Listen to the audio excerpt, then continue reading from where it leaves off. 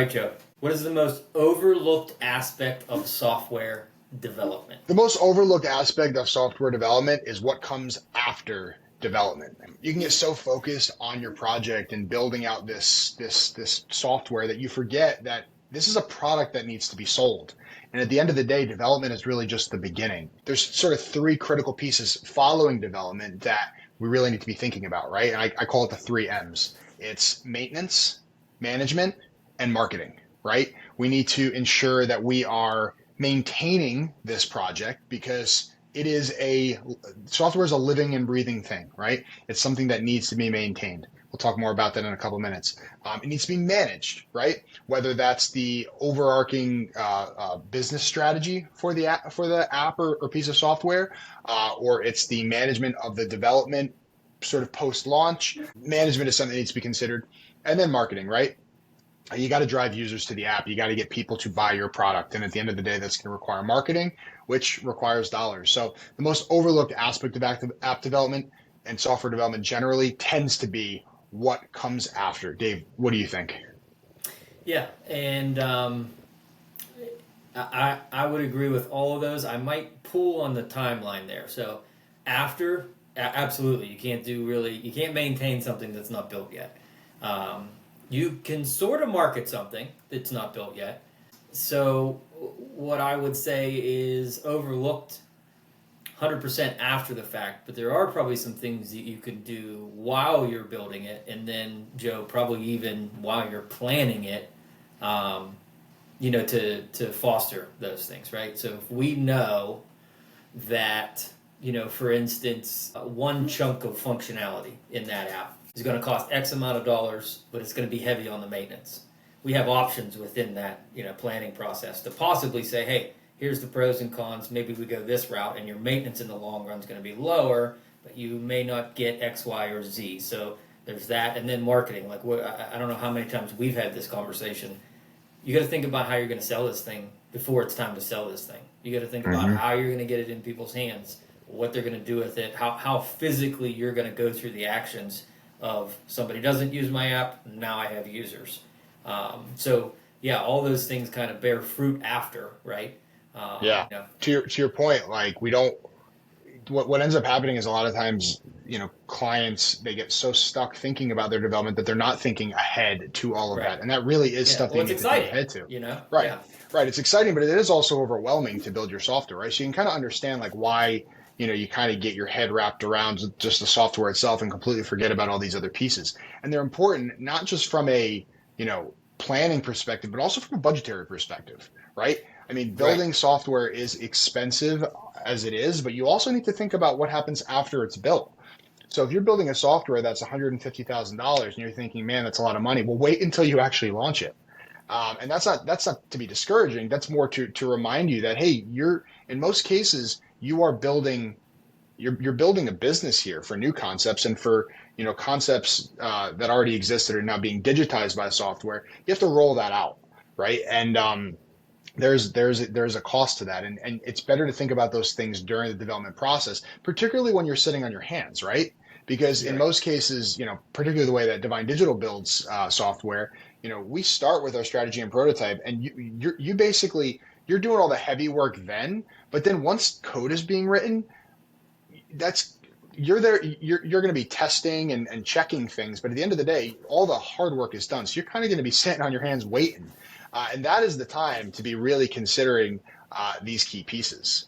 Perfect time. It's the perfect time because, typically if it's our agency or another agency, if we're in that mode where we're physically coding and building something, we've already spent the hundreds of hours, potentially planning. So you really can sort of go hands-free for a while. And then, of course, in our process, and I think probably a lot of other agencies, a timeline where this thing's going to be launched. So I know we encourage that. Hey, here's the period of time where it's physically going to be running and available to clients. But that's not dead space before that. That's a perfect time for coming soon, sign up now, pre-sales, all of those things. So let Yeah. me ask you a question, Joe, to just kind of go through these three again. Can you give me more detail about specifically what you mean maintenance, management, and marketing? Probably, marketing's a little bit self-explanatory, but, specifically, what do these things look like, to maintain? Yeah, well, like I said, I mean, an app is any piece of software is living and breathing, right? Particularly when you're bringing in external resources like APIs. When you're hooking up to other systems, right? Everything, technology is ever evolving, and so you have to stay up to date on that. Even down to your database libraries and keeping those clean. These are all key pieces to just keeping the app or software alive and running and current. And that's not to mention the improvements that you may want to make, right? And the bugs that you need to fix. Those are all things that need to be considered because no matter how well a program is developed, there will be bugs and there will be issues. There just will be. There's nothing that anybody who tells you anything different is a liar. We have to consider that this lives in an environment, Yeah. this software, right? So when Apple and Google and anybody else that you're using an API for updates their software, has nothing to do with the fidelity of the software we built. It has everything to do with the environment in which your software will live is always updating. I think that's a good way of putting it, right? It lives in an environment, just like a house, right? You can build a house, but there are going to be things due to environmental factors that are going to require maintenance on that house. It's very, Yep. very similar to that degree.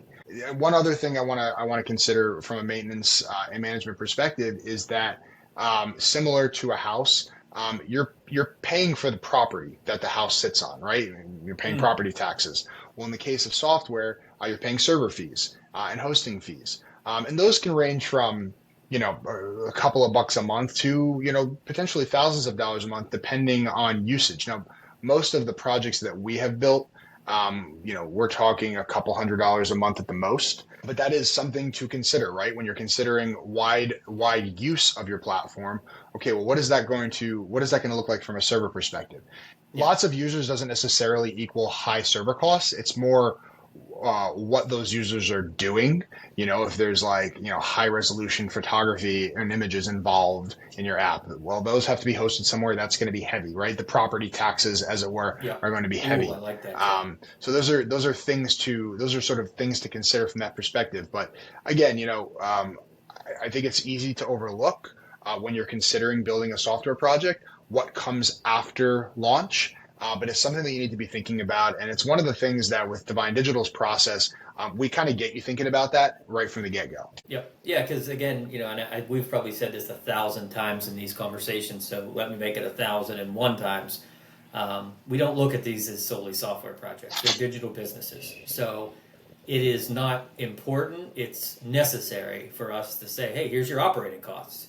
By the way, being the owner of several businesses, can you give me your opinion on what the operating costs of an application are compared to a brick and mortar? Oh man, there's a lot to consider from that perspective. There's a lot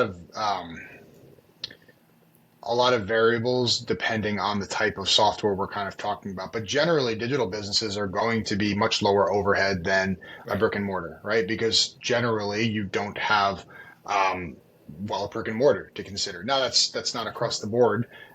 Some bigger software companies are going to obviously take up lots of space and they're going to have their own development teams and things of that nature. But from a startup perspective, most of your costs are in the development and the marketing. Yeah, so to recap, and I'm going to steal your analogy, it's a lot like owning a home, right?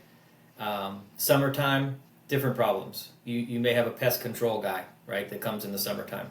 Wintertime comes. You may want to winterize your house, right? There's certain things that you do because the environment that your house is in changes, and you just need to adapt to that. The other part of that would be not necessarily that things fall apart, right? Software doesn't rust. That's not a thing. Occasionally, you may outgrow some things as well, and that may be in the maintenance category, right? Mm-hmm. That's a possibility because again, one of the greatest things about software is how malleable and adaptive it is in the moment, Mm-hmm. right? So again, to really push into that owning a home analogy, you made some new friends, your son or daughter got married, now you have in-laws coming over, and that kitchen might need upgraded. And maybe that kind of ties in with both marketing and management. The point I think that we're trying to make is there's no business, maybe besides illicit ones, where your business model can be, if you build it, they will come, right? That's just not a thing anywhere.